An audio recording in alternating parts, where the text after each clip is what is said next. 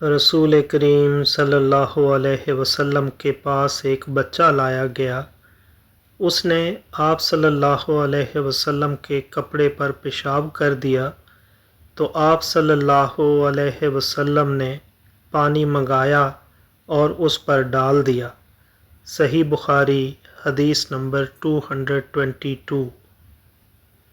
وہ یعنی ام قیس بنت محصن رسول کریم صلی اللہ علیہ وسلم کی خدمت اقدس میں اپنا چھوٹا بچہ لے کر آئیں جو کھانا نہیں کھاتا تھا، یعنی شیر خوار تھا۔ رسول کریم صلی اللہ علیہ وسلم نے اسے اپنی گود میں بٹھا لیا۔